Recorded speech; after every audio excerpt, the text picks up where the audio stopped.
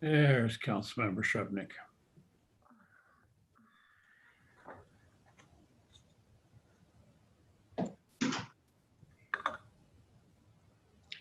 So, Madam Clerk, are we ready to go? Almost. Let me get the recordings going.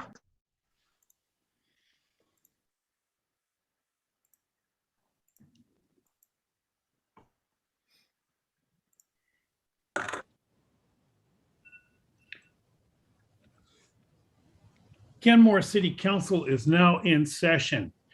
I'd like to acknowledge that we're on the traditional land of the first people of Kenmore and honor with gratitude the land itself and the Coast Salish peoples who thrive in this place, alive and strong. Will the clerk please take the roll? Councilmember Shrubnik. Here. Councilmember File.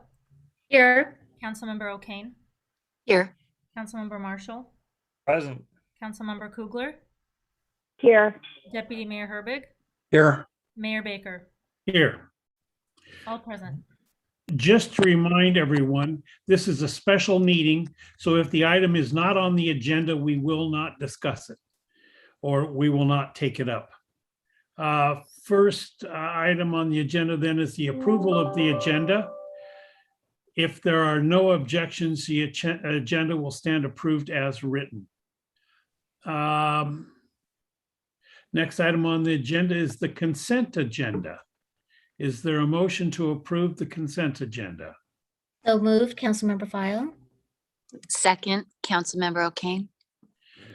There is a motion on the table to approve the consent agenda. Is there any discussion? Hearing none, all those in favor say aye. Aye. Aye. Opposed? Consent agenda stands approved unanimously. Next item on the agenda is the public hearing. Ordinance number 21-0532. Acquisition of real property and execution of a local agency financing lease presented by the Finance Administration Director, Leticia Salcido, and Bond Counsel, Deanna Gregory. Yes, good evening, Mayor and Council members. This is a public hearing, and the item before you for your review and consideration is the city's participation in the local program with the State of Washington Office of the State Treasurer. Back in 2018, as part of the review of the rolling 6-year capital improvement plan and budget, City Council approved an update and amendment for a capital project, and that was the Public Works shop at an estimated cost back then of $6.5 million. The expected funding at that point in time was believed to be a 20-year note, 4.5% interest with estimated annual debt service of approximately $500,000. The state financing that is before you tonight for your review and consideration is in the amount of $5,850,000 with an estimated debt service payment, annual debt service payment of $385,000. That's $115,000 lower than was estimated back in 2018, and that's all based on current market conditions. That's based on a 20-year loan, 20-year term with a rate of about 2%, on or about 2%. And of course, depending on the market conditions, this is due to close if we move forward on or about the end of October, beginning of September. This would be a general obligation pledge and reimbursed out of the fund, Surface Water Management Fund, Transportation Benefit District, and the Street Fund. The purpose of the financing is the purchase for the financing for the purchase of the property, which will be the future home of the City of Kenmore Public Works shop and activities. It will house public works, parks, streets, surface water management personnel and equipment. The local program is offered through the State Treasurer's Office, and is a real estate financing program for local governments. It is a state pool made up of various agreements from other cities. It is packaged and sold in the capital markets pretty much the same way as a bond issue. The advantages of pulling together with other agencies and the state would be taking advantage of the state's low tax exempt rates and the economy of scale. For example, lower issuance costs due to the economy of scale. With us today, as mentioned, is bond counsel Deanna Gregory of Pacific Law Group, who will provide a review and go over the documents presented with this agenda, the ordinance, a site lease, agency financing lease. And of course, we're ready to answer any questions that you might have regarding the loan structure or the documentation. Deanna. Thank you. Hi, everybody. It's good to see you all. As was mentioned, I'm Deanna Gregory, I'm a partner at Pacifica Law Group, and we serve as bond counsel to the city. The state local program is a really common program for local governments to use in the state of Washington. As was just said and correctly summarized, it's a really low interest rate mechanism for local governments to access the capital markets without having to go out independently.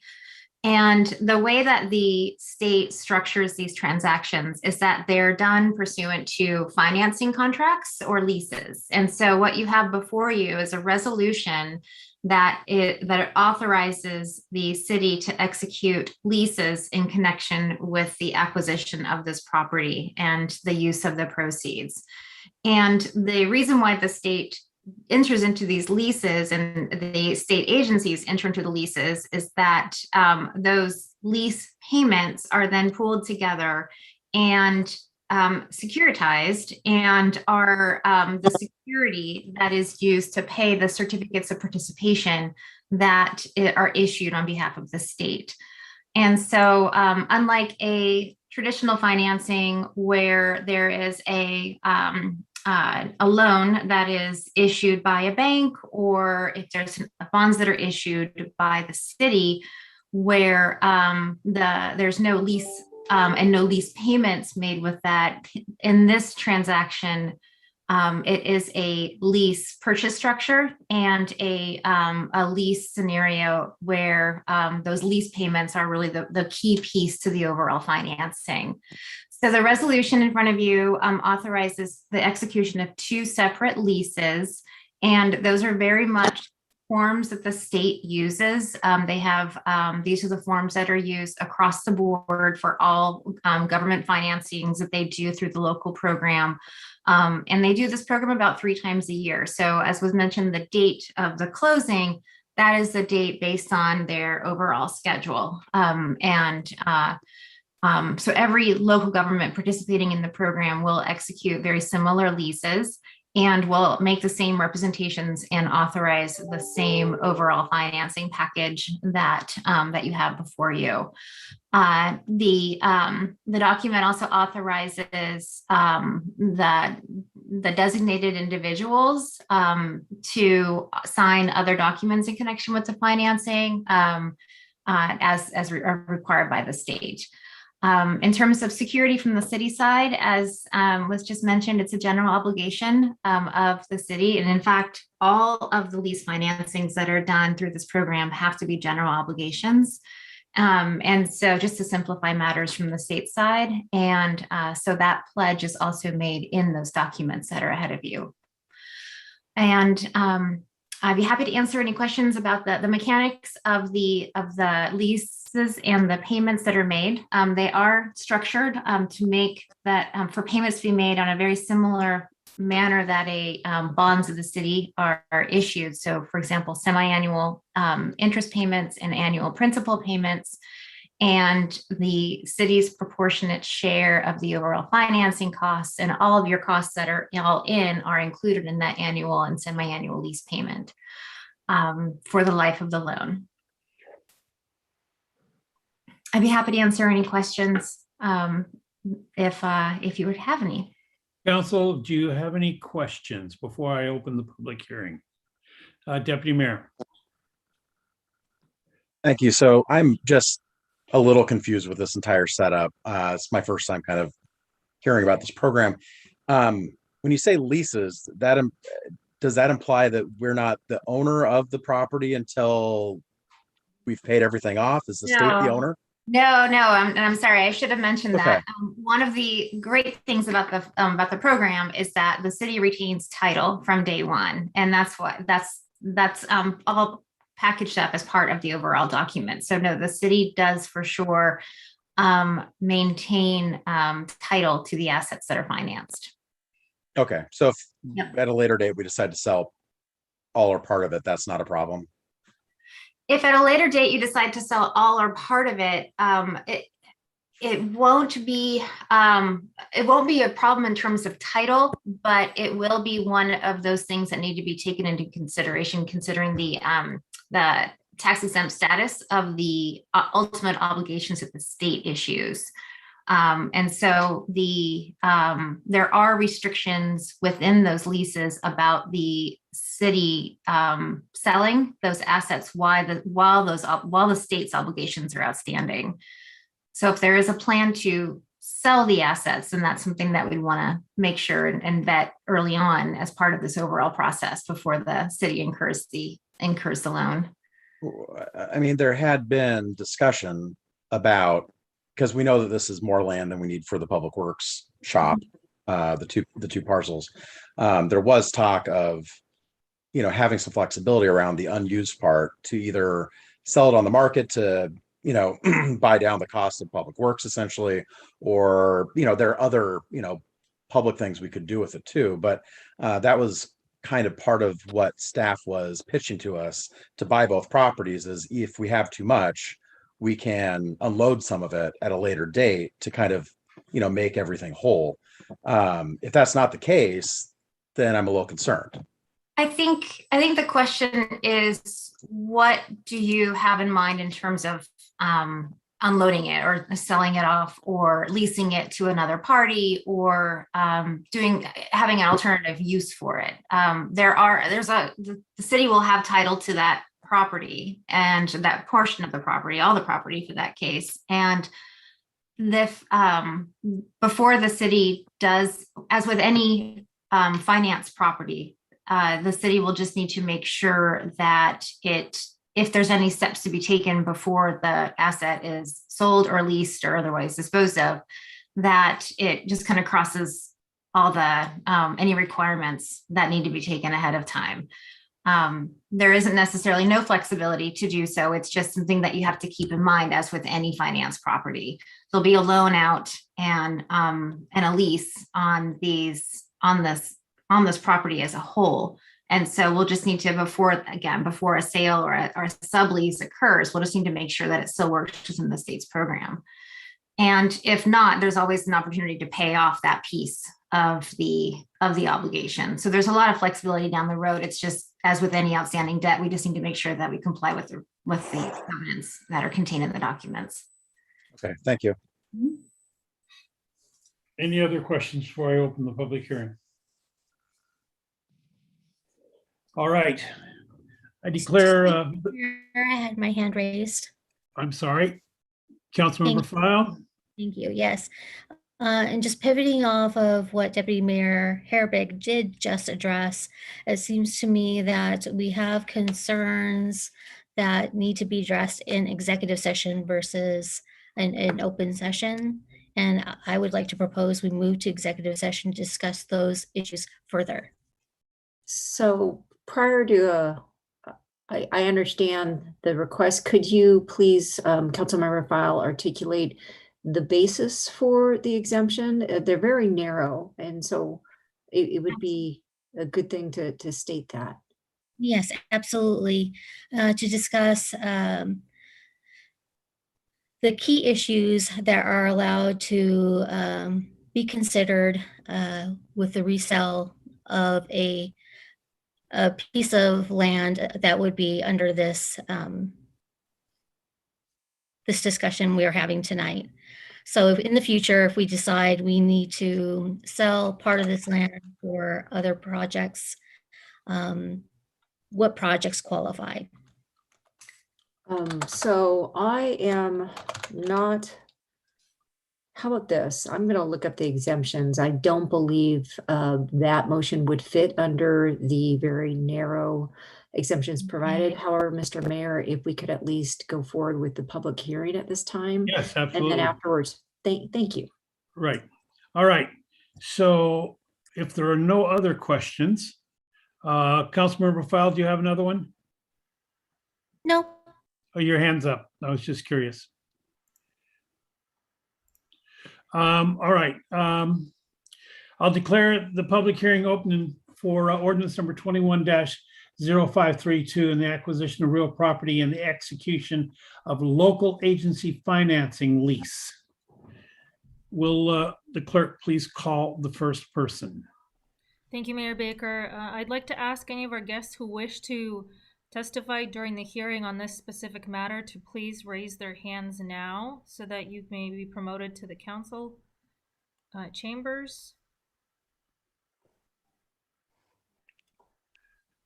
I see a few hands being raised right now.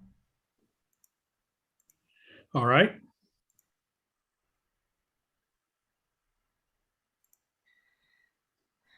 I see two hands that were raised, Patrick O'Brien and Stacy V. I think we'd like to hear from Mr. O'Brien first.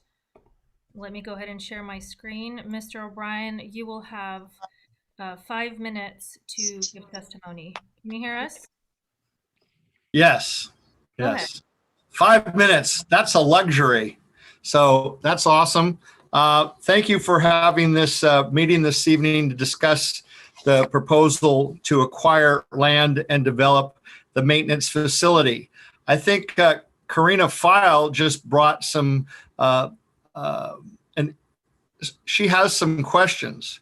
And one of the questions that immediately that my mind asked from what I know of real estate and loans is typically when you buy property, you don't ever characterize it as a lease.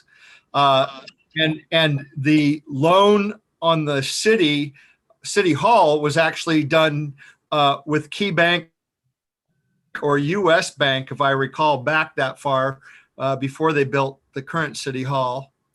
And then there are certain risks by encumbering property. And I don't think the young lady that just made the presentation talked about what encumbrances could take place. And I leave that up to Kenmore Counsel to clarify those. Is there a variable rate of interest? Can it change from the 2%? That wasn't asked. Wonder if there's a mass default in a system, the governmental system, where all these loans are packaged and sold together. That wasn't discussed. That has happened in California. There are massive defaults on city budgets in other states. So one would want to look at that. And this is not the entire story. If there's the pre-notion that part of this property is going to be sold, then there's something that the public doesn't know and needs to know. And then is there a prepayment penalty? You would always ask that anytime you're discussing a payment of a loan or a lease. Will you be penalized if you pay it off early? So please do address those items. And now to the heart of the matter is that it's come to light that city staff has not contacted the property owners, which they said they did, regarding the fire station and possibly other properties. And that was a direct lie to Nigel Herbig when the city reported that they had been in touch. They have not been in touch. So we'd like to know why is the rush in this project? Why is that the site that came up? It seems like it was pre-fated. It was the only one brought up at the beginning by City Manager Carlinzi. It's been the golden opportunity the whole way. We've got Keenan Williams, who handles eminent domain cases for you guys, and somehow he is involved in this, and it doesn't appear to be an eminent domain case. So is he now your real estate broker? What is his function? And he has never disclosed his list of clients in Kenmore, so we don't know if he has a conflict of interest or if he was involved in the sale of any of the other subject properties. So let's get that clear. Then let's also look at the old Brightwater property, and let's have staff and citizens walk it and see what is buildable there. Clearly, they made a pump house, which is a long-lasting building, and there has been room for houses, a huge barn that would have 3 soccer fields on it. So I am not buying the idea that that property is unsuitable for the storage or the building of a maintenance facility. And it's certainly more out of the way than the one that's being proposed. We are also changing the zoning, and it seems like we're bending over backwards to get this property where there's certainly a segment of the Kenmore population that don't think that it's the right candidate, and that other ones, namely the fire station, could be had for $3 to $5 million, and you would have the building complete and a lot of property that you could lease back to the transit authority. And so that additional parking is going to be needed once you go into your transit-oriented development decision-making. Parking in that area is going to be key. And if you can acquire more parking, then that will serve the city much better. Thank you. Thank you, Mr. O'Brien. Stacy V. Hi, can you hear me? Yes. Thank you. Hello, Council and Mayor. First and foremost, I'd like to say we're still in a pandemic. Why is the city continuing to go deeper in debt? The public works to move is not an emergency. It needs to be in the commercial or industrial area of Kenmore. With the huge industrial trucks, de-icer, pesticides, the location should not be in a residential area or next to a school. $7 to $10 million of public funding should not be considered or wasted on a site for a few, only 1 to 4 on-site daily employees. This is not financially sound for this debt being considered in a small operation, with most work being contracted out to other businesses. The budget should be closer to 3 to 5 million total.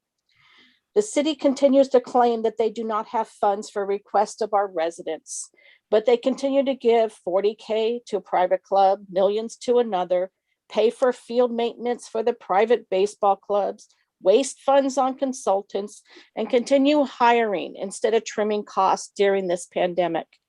Seems to many residents that this is a conflict of interest, as the beneficiaries seem to be part of the council or city leaders.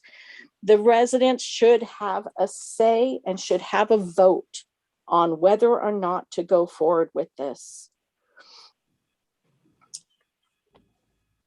It is not a necessary project at this time. What other services will the residents lose for this project? Several times it has been brought forward that the old firehouse located at 18030 73rd Avenue Northeast is the best place in so many ways, fits the criteria, but the city public works has failed to include this property on the criteria.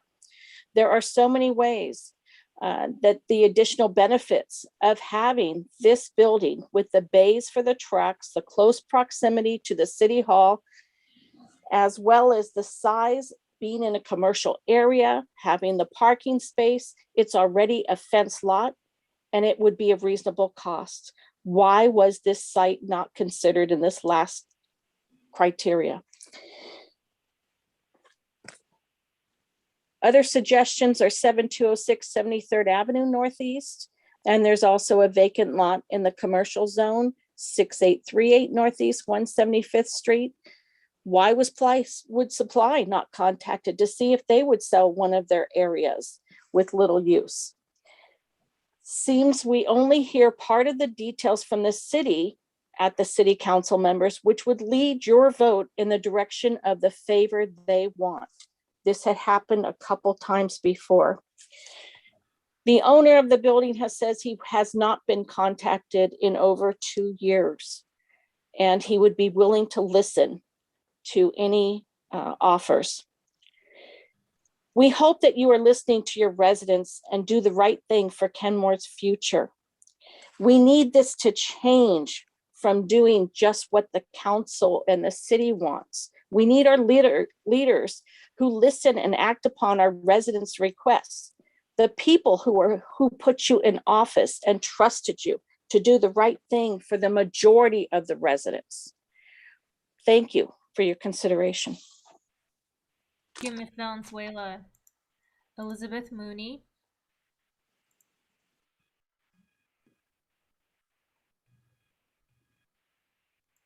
Hi. You can Hello. Hi. Thank you, Anastasia. My name's, you can hear me, right? Yes.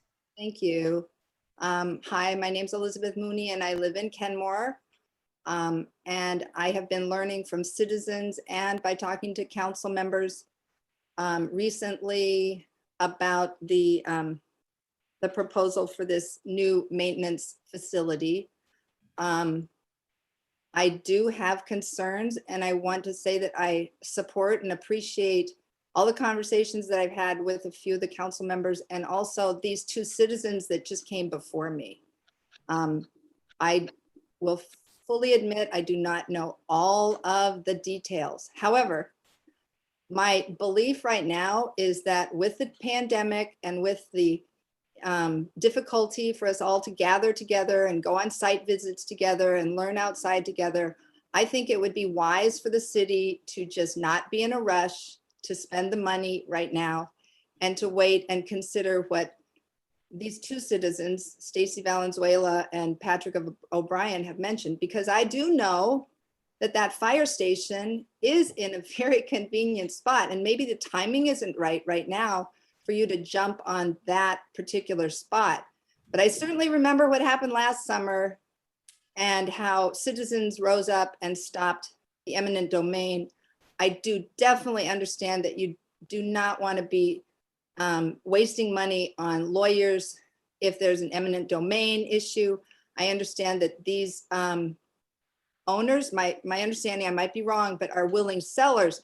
But that does not mean to me that this is the best site that you've chosen right now to consider, because at least I've heard it's near wetlands, it's near a school, it's not as close to Bothell Way, and it's not in an already impacted area, which the fire station's already built.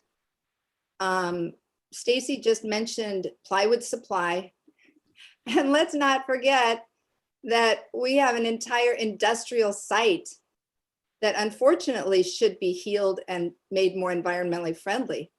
But couldn't you consider asking those people down at the lakefront where there are concrete and asphalt trucks presently going in and out, harming our citizens with asphalt fumes and concrete and gravel?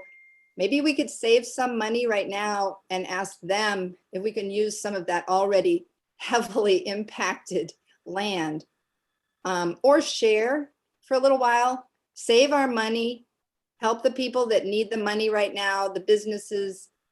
I don't think it hurts to wait on this goal. I would prefer that Department of Ecology chimes in when they have enough staff. Right now, turns out Department of Ecology does not even have the staff to go down and assess the MOTCA, the Model Toxics Control Act site, where you're considering having a development. And that's a problem because that's a toxic site. So if you go forward right now with a site that's near wetlands and you don't have the Department of Ecology working, I think that's a problem that you could wait on. And I'll be meeting this week to talk to Department of Ecology. Hopefully they'll be up and running and we'll know more on September 1st. But I think it would be prudent fiscally to put it off, wait till we're opening up a little bit more, and have the folks that are working in the maintenance look into using some of that 175th site, 175th Street site. They're already lots of traffic down there, and oil is already spilling, gravel, asphalt. It's already pretty nasty. So you're not going to hurt anything there, but to impact some residences, some people that ride their bikes up and down there, walk, I think there'd be a better place. And if you take some time and wait till the citizens can come to the meetings and we have town hall meetings, I think that would be lovely for our finances and also our environment and our citizen input. But thank you for considering it. I know it's difficult right now, but waiting might not hurt. Thank you.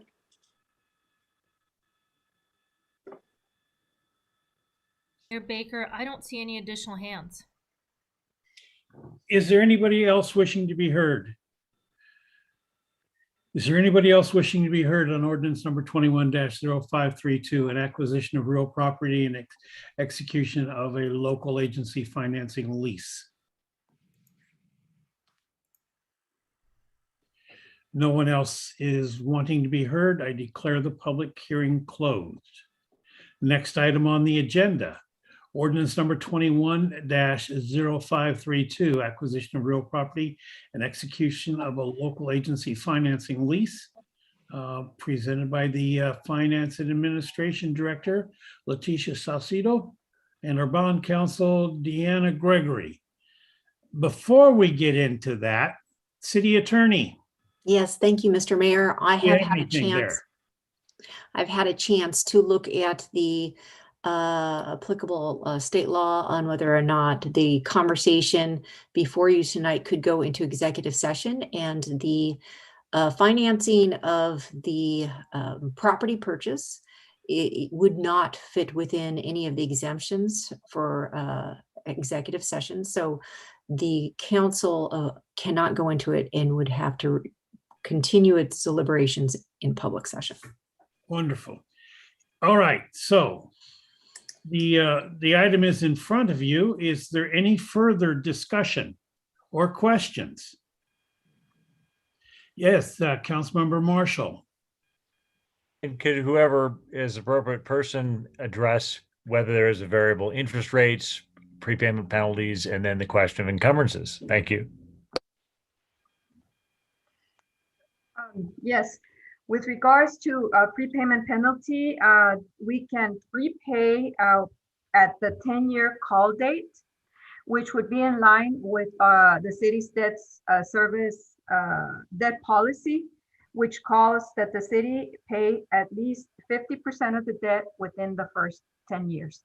So we would be able, the city would be able to prepay at the 10-year call date. With regards to rate, we were told the rate would be at or about 2%, which would render a debt service, as I mentioned, $358,000.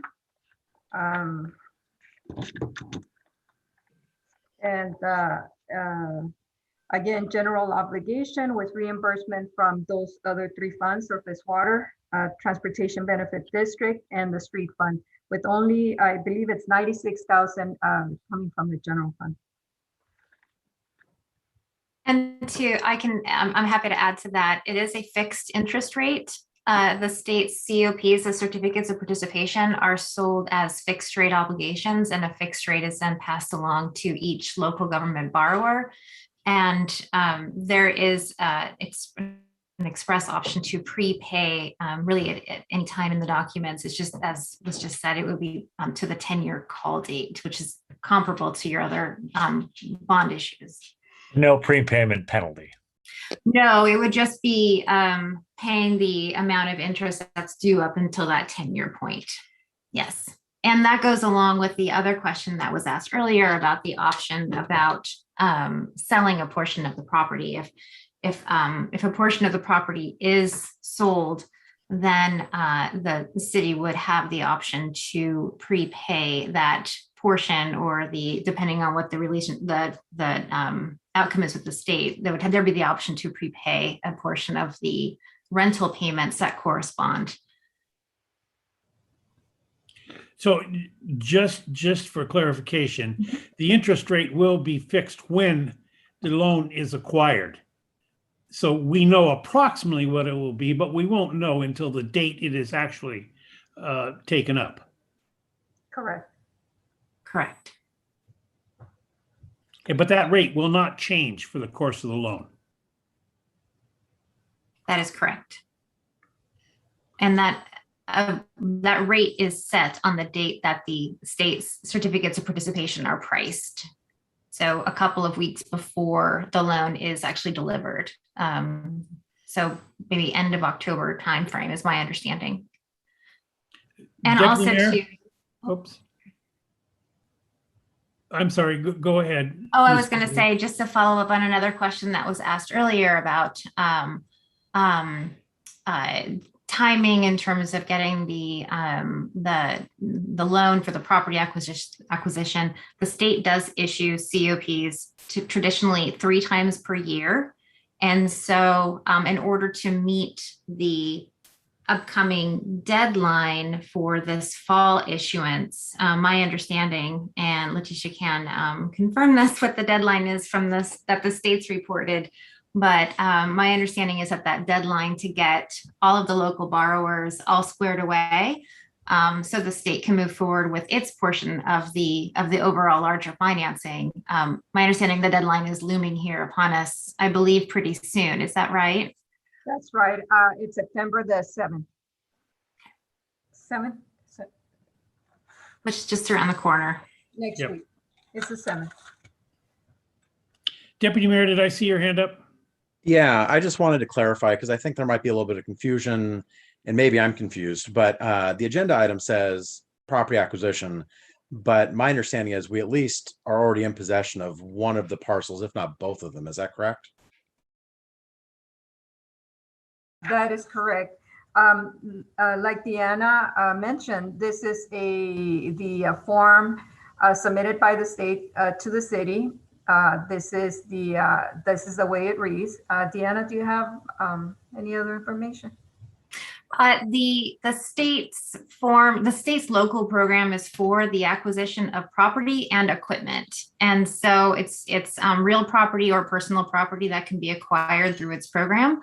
And so the documents read in terms of acquiring property, because that's what you can do with the proceeds. And again, they're form documents that are used across the board, and they're not the financing lease portion is not tailored uniquely to the city. Because again, they could have 20 or plus, local governments borrowing under each of these issuances.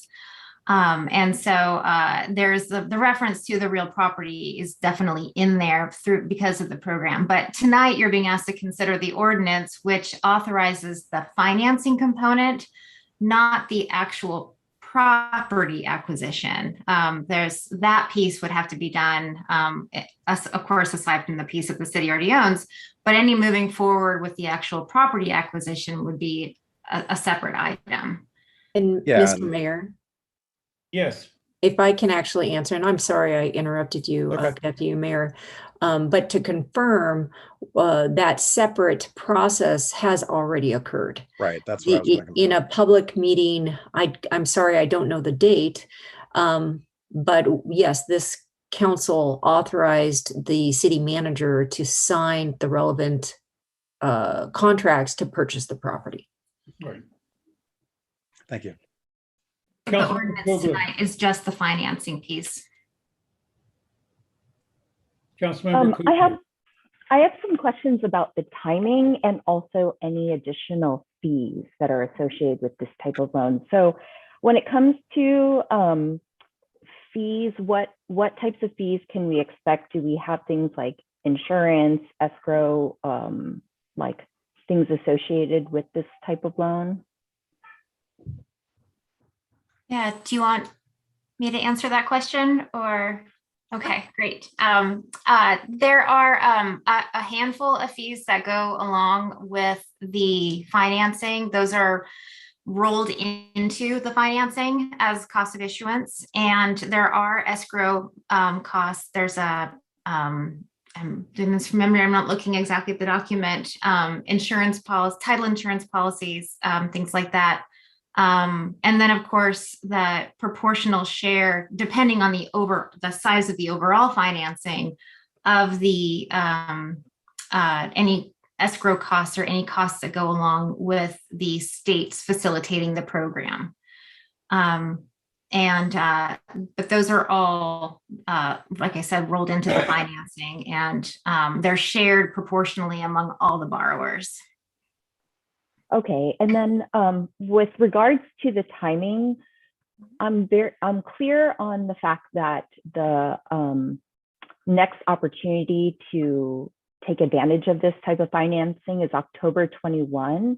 What is the timing of like closing? Does it also close like within 40 some days of that, or what does the timing of that look like? Yeah, the date on the documents that you that were provided by the state that you have before you, I want to say have a November 17th on them, and that's the expected closing date for the state's certificates of participation issue. And so on that date, the loan would begin and the city would receive the proceeds. And then as a follow-up, will the rate, the interest rate then be sort of locked in as of the October date or the November closing date? Yes, okay. The interest rate is locked in as of the date that the state issues the certificates of participation. So very similar to the city's bond issues when the city locks in its interest rate for the bond issue that's pricing in a few weeks. And then closing 2 weeks after that. It's a very similar process from the state's perspective. And then that's the state issues their COPs, and then for the benefit of the local governments who borrow at the end of the day from the proceeds of those obligations. Okay. Great. And then, sorry, one final question just to clarify. So today we are to vote on that amount, the $5,850,000 plus related financing costs, which we don't have an estimate for necessarily. Is No, that right? that's the full amount. It's I believe it's a not to exceed amount that you're authorizing by, let me double check. Bear with me 1 second here.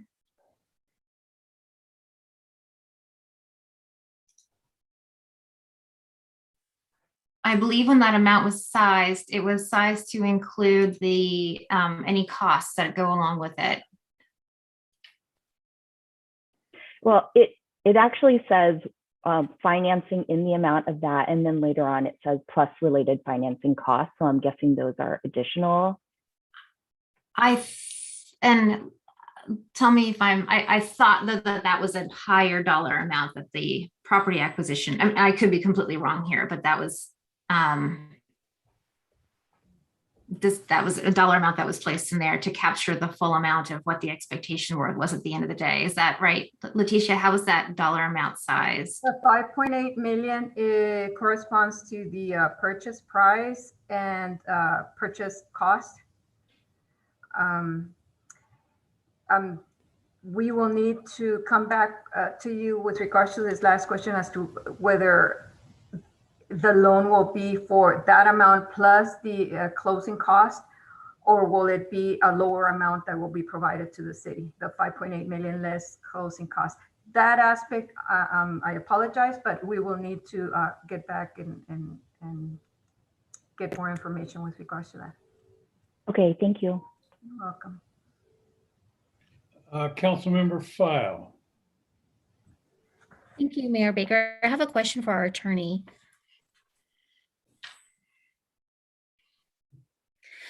So I just want to be clear. Prior to this meeting, there were outreach from community members wanting to meet and discuss this topic that we are about to vote on for a public hearing tonight. I declined such meetings as there was a reference to meeting with several council members.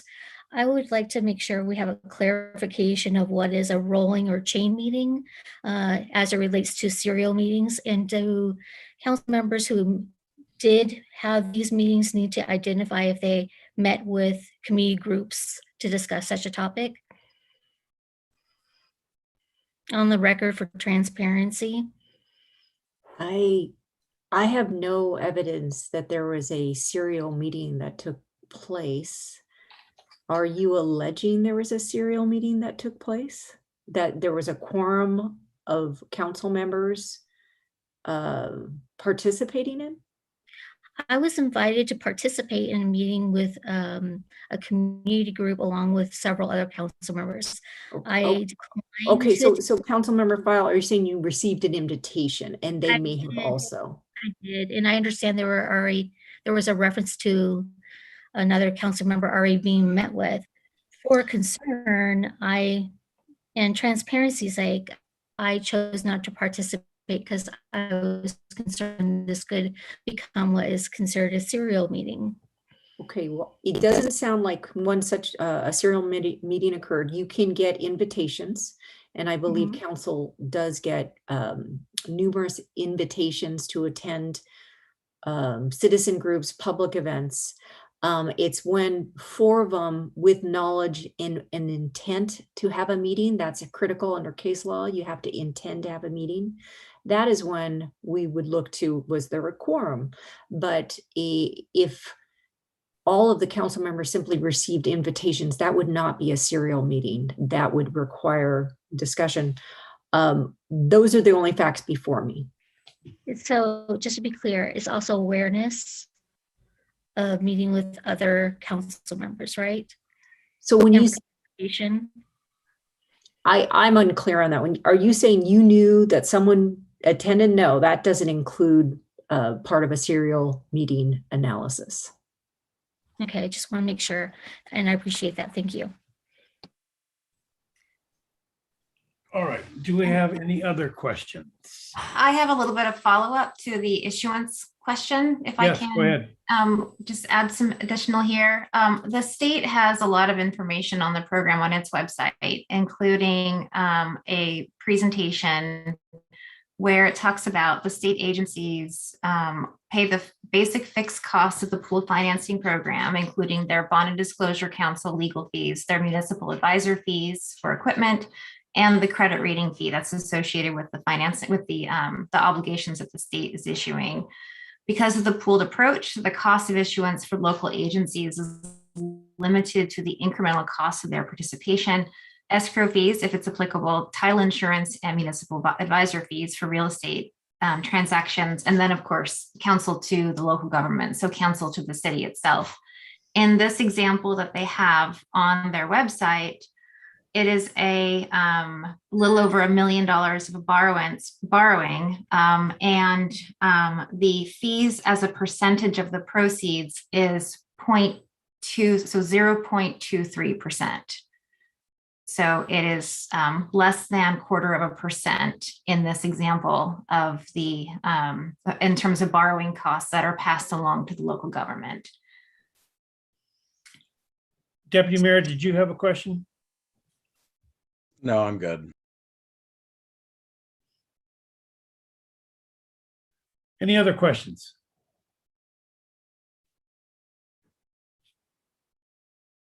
Seeing none, the chair will entertain a motion to approve ordinance number 21-0532, the acquisition of real property and execution of a local agency financing lease. Is there a motion? So moved, Councilmember File. I'll second.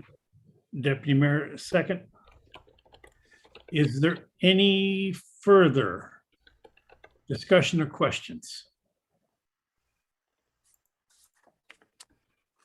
Seeing none, will the clerk please call the roll? Mayor Baker, Yes. Deputy Mayor Herbig, Yes. Councilmember Kugler, Yes. Councilmember Marshall, Yes. Councilmember O'Kane, Yes. Councilmember File, Yes. Councilmember Shrubnik. Yes. The motion passes unanimously. Thank you. All right, next item on the agenda is amendment and reinstatement of the Pandemic and Public Health Emergency Response and Recovery Proclamation 20-02.6. And this will be presented by our Human Resources Director.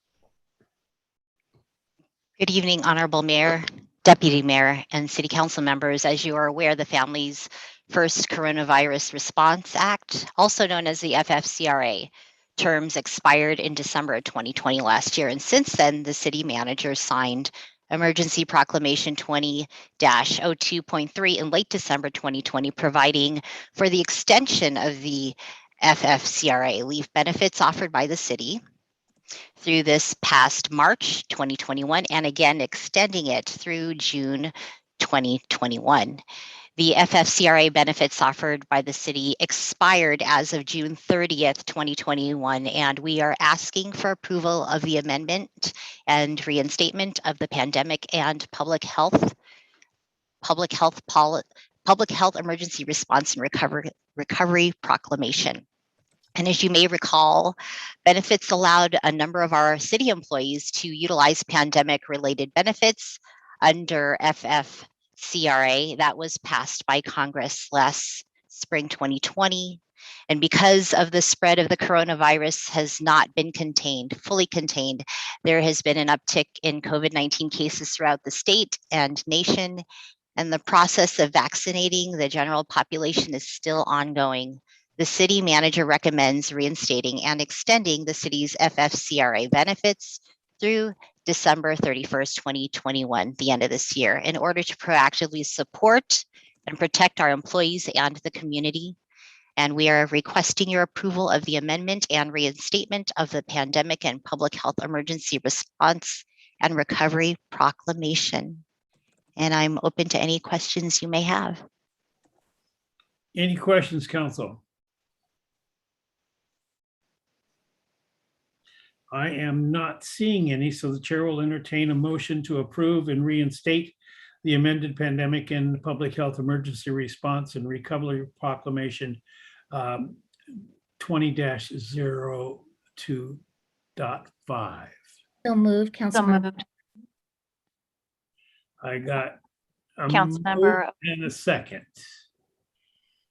From Councilmember O'Kane is the second. Councilmember File is the main maker. Mr. Mayor, if I may, I'm so yes, sorry please. to interrupt. No. I just wanted to make sure this was a correct motion, and I'm going to ask the city clerk or the assistant city manager.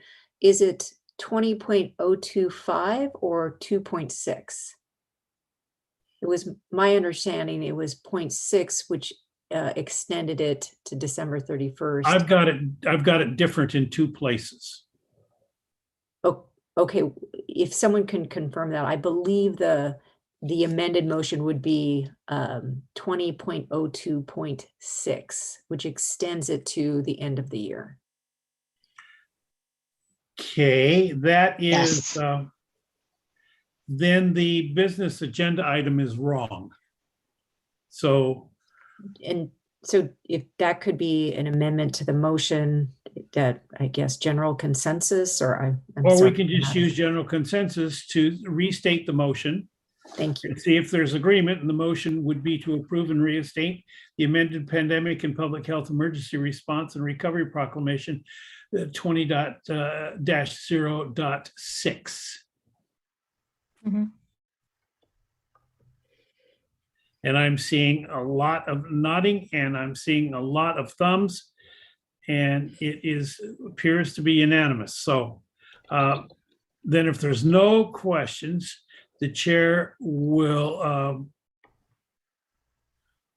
ask the clerk to please call the roll. And this is to approve and reinstate the amended Pandemic and Public Health Emergency Response and Recovery Proclamation 20-02.6. Councilmember Kugler, Yes.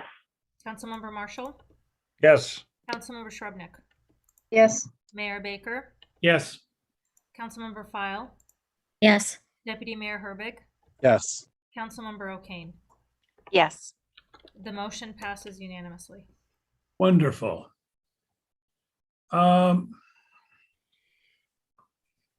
There is no further business to come before us. So with that, we are adjourned. Thank you, folks. Night, everyone. Good night. Good night. Thank Good you. night. Thank you. Bye.